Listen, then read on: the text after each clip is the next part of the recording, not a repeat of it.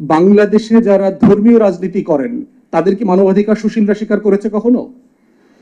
আমাদের মনে থাকার কথা, আশরাফ ভাই সাংবাদিক ছিলেন, সিপিবির প্রোগ্রামে যখন বোমা হামলা হইল, বাংলাদেশের সকল পত্রিকা সেদিন বলল জামাত শিবির দায়ী। আসলে কি জামাত শিবির দায়ী ছিল? পরিবর্তন হয়ে গেছে তো।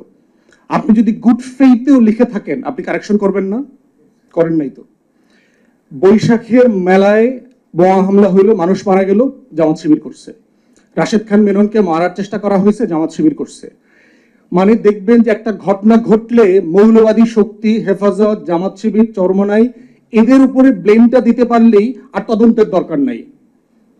তাহলে এই যে সিলেক্টিভ হিউম্যান রাইটস আমরা দেখলাম চর্চিত হয়েছে, বাঙালি হইতে বলা হয়েছে আমাদের পাহাড়ি নাগরিক যারা আছেন সেই সকল ভাই বোনদেরকে 72 সালে নাগরিক হইতে বলা হয়েছে। জানি না ওনারা এখনো বাঙালি হয়েছেন কিনা, তোদের তো লড়াই সংগ্রাম করা লাগতো না। আমরা কারেকশন করেছি, আওয়ামী লীগ করেছে। যেই বাঙালি জাতীয়তাবাদ আমাদের ফাউন্ডিং ফাদার্সদের ডিক্লারেশনে ছিল না, আপনি এটা যোগ করলেন কেন? আপনি নতুন আইডিয়া ইনসার্ট করলে বিভক্ত করলেন কেন? আমাদেরকে প্রয়োজন ছিল না তো, সবাই তো বাংলাদেশি, সবাই দেশের নাগরিক। তাই এই যে কালচারাল ফেনোমেনাগুলোর জায়গা থেকে আমাদেরকে অ্যাড্রেস করা দরকার। করণীয় কি?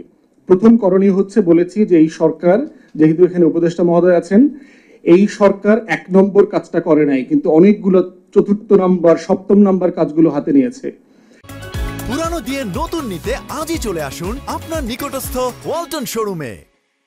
সে জুলাই আগস্টে ঘটে যাওয়া বাংলাদেশের নৃশংসতম গণহত্যার কোনো তদন্ত কমিটি করে নাই। আমরা পাবলিকলি এই গণতদন্ত কমিশনের প্রস্তাব করেছি, কাঠামো প্রস্তাব করেছি, কিভাবে হতে পারে প্রত্যেকটা বলেছি। এটা যদি জাতিসংঘ কিছু অংশ করে দেয়, আইসিসিতে আমরা কিছু অংশ করি, করবে, কোনো সমস্যা নাই। কিন্তু আমার গল্পটা তো জানতে হবে, যে রাশেদ বলেছে, বহি ভাই বলেছে, আরো যারা গুণ ছিলেন, সায়ন্ত ভাই বলেছেন, তার গল্পটা তো শোনার ব্যবস্থা করতে হবে। একটা গণ তদন্ত কমিশন প্রায় 2 মাসে হইল না। আমরা এখনো জানি না কয়জন মানুষ খুন হয়েছেন, কয়জন মানুষ শহীদ হয়েছেন। 2-3টা মব লিঞ্চিং হয়েছে। দেখেন মিডিয়া কিভাবে সিলেক্টিভলি মানে কাভার করা শুরু করলো, টক শোতে, প্রত্যেকটা জায়গায়। মানে অ্যাজ ইফ একটা সুইজারল্যান্ড ছিল, সুজলা সফলা শস্য শ্যামলা নিরিবিলি একটা দেশ, সাডেনলি আমরা পরের দিন সকালে উগান্ডা হয়ে গেছি। আরে কি ব্যাপার, সুইজারল্যান্ড উগান্ডা হয়ে গেল যে? আরে মব লিঞ্চিং এর মধ্য দিয়েই তো দেশ চলছে গত 53 বছর।